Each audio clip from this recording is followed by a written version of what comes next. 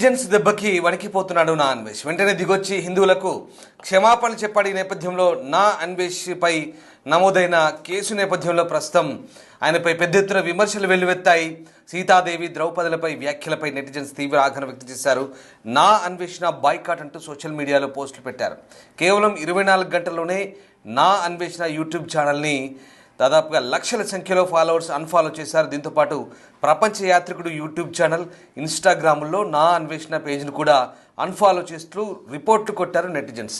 ఎవరు నా అన్వేషణను ఫాలో చేయొద్దంటూ ఇన్ఫ్లుయెన్సర్లు, సామాన్య జనం లక్షల కొద్దీ కామెంట్స్ పెట్టారు. దీంతో నా అన్వేష్ వెనక్కి తగ్గాడు.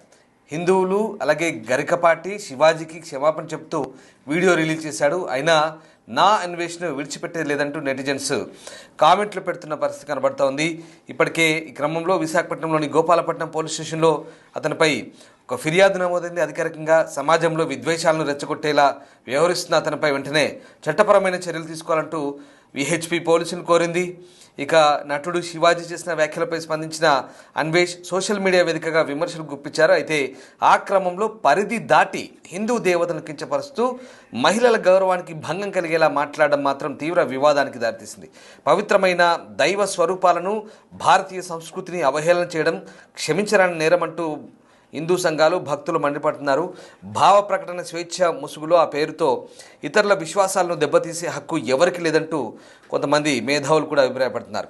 అన్వేష్ చేసిన ఈ వివాదాస్పద వ్యాఖ్యల ప్రభావం అతని సోషల్ మీడియా ఫాలోయింగ్పై తీవ్రంగా పడింది. ఈ ఘటన వెలుగులోకి వచ్చిన కొద్దిసేపటికే అతని ఇన్స్టా, యూట్యూబ్ అలాగే అన్ని సోషల్ మీడియా ప్లాట్ఫామ్స్ సంబంధించి లక్షల సంఖ్యలో ఫాలోవర్లు అతన్ని విడిచిపెట్టారు.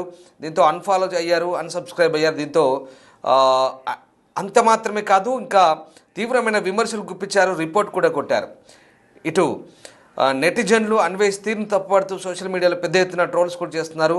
తద్వారా అతని సోషల్ మీడియా గ్రాఫ్ ఒక్కసారిగా పడిపోయింది. ప్రస్తుతం ఇటు ఈ వ్యవహారం అటు తెలుగు రాష్ట్రాల్లో చర్చనీయాంశంగా మారిన పరిస్థితి కనబడుతోంది. ఏపీలో ఫిర్యాదు నమోదైన నేపథ్యంలో దానిపై ప్రాథమిక విచారణ చేపట్టి చర్యల కోసం న్యాయ నిపుణుల సలహాలు తీసుకుంటామంటూ పోలీసులు కూడా చెప్తున్నారు. ఒక యూట్యూబర్గా బాధ్యతాయుతంగా వ్యవహరించాల్సి పోయి బాధ్యతారహితంగా మాట్లాడుతూ అవాంఛనీయ వ్యాఖ్యలు చేయడం వల్ల అతను మరిన్ని చట్టపరమైన చిక్కులు పడే అవకాశం ఉన్నట్టుగా కూడా వార్తలు వినిపిస్తున్నాయి. మొత్తం మీద నా అన్వేష్ అయితే దిగొచ్చాడు. ఫాలోవర్స్ అలాగే నెటిజన్ల దెబ్బకి ఏకంగా క్షమాపణ చెప్పాల్సి వచ్చింది. సో ఈ వ్యవహారంలో నా అన్వేష్ మళ్ళీ ఏం మాట్లాడారో ఒకసారి చూద్దాం. ద్రౌపది దేవికి, సీతాదేవికి క్షమాపణ చెప్పమంటున్నారు. అదే చేతితో గరికపాటి గారికి, యాక్టర్ శివాజీ గారికి, తర్వాత హిందూ సంఘాల వాళ్ళకి క్షమాపణలు అడగమంటున్నారు. వినాయకుడి సన్నిధిలోనే నేను క్షమాపణలు కోరుకుంటాను. చెప్పే ముందు నేనేమన్నానండి, ద్రౌపది దేవిని సైంధవుడు, కీచకుడు బలాత్కారం చేయబోయి చచ్చిపోయారు అన్నాను. బలాత్కారం అంటే ఇంగ్లీష్లో ఏంటి? రేపు. తర్వాత సీతాదేవిని రావణాసుడు ఎత్తుకెళ్ళిపోబోయి చచ్చిపోయారు అన్నాను. అంతే. ఇక్కడ చీరలు కట్టుకున్న వాళ్ళు, ఆ మగవాళ్ళు ఏది చేస్తే వాళ్ళు చచ్చిపోయారు. ఇక్కడ 60,000 రేపులు జరిగాయి. సో వీళ్ళు ఇంకా బతికి ఉండి బిర్యానీ తింటున్నారు, మీరేం చేస్తున్నారు అని అడిగి అక్కడ సందర్భం. కానీ అక్కడ అంత చెప్పే ఛాన్స్ లేదు. తప్పు జరగలేదు కాబట్టి క్షమాపణలు కోరుకుంటాను. అదే తప్పు నేను ఒప్పుకుంటున్నాను కదా.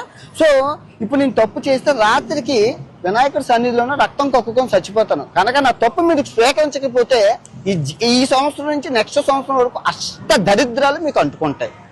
ఛాలెంజా వినాయకుడి మీద ప్రమాణకం చేసి చెప్తున్నాను. నేను తప్పు చేస్తే ఈ రాత్రికి రక్తం కొక్కుని చచ్చిపోతాను. కానీ మీకు ఈ సంవత్సరం 26 అంతా నాలుగు మీద మచ్చలోనే అష్ట దరిద్రాలు పట్టుకొని సర్వనాశనం అయిపోతారు. నేను చెప్తున్న తప్పుని స్వీకరించకపోతే. 2, గరికపాటి గారికి టీషర్టును జీన్ ప్యాంట్ ఆడవాళ్ళు వేసుకుంటే నచ్చదని అంటున్నారు. నేను అబ్బాయిలు వేసుకుంటున్నారు కదండి అంటే అవన్నీ నాకు తెలియదు. ఆడవాళ్ళు పద్ధతిగా ఉండాలి, చీరలు కట్టుకోవాలన్నారు. ఓకే, అది ఆయన పెద్ద ఆయన కాబట్టి నేను ఆయన్ని తిట్టలేదు. కాకపోతే కొన్ని పదాలు వారాను, దాన్ని వెనక్కి తీసుకుంటూ క్షమాపణలు కోరుకుంటున్నాను. ఇంకా శివాజీ గారిని ఆయన సామాన్లు అన్నందుకు నేను తిట్టాను, ఆయన వెనక్కి తీసుకున్నారు, నేను వెనక్కి తీసుకున్నాను. Problem solve. ఓకే, మీరు ఎక్కడితో వదిలేస్తే బాగుంటుంది, లేదు అంటే మీ ఇష్టం. నేను ఇప్పుడు మంచి శాండ్విచ్ మసాజ్ థాయిలాండ్లో చేసుకొని రాత్రికి మంచి సినిమాకి వెళ్ళి ఆ వీడియో రేపు పొద్దున్న పెడతాను. ఓకే, నేనైతే చిల్ అవుతాను, రిలాక్స్ అవుతాను.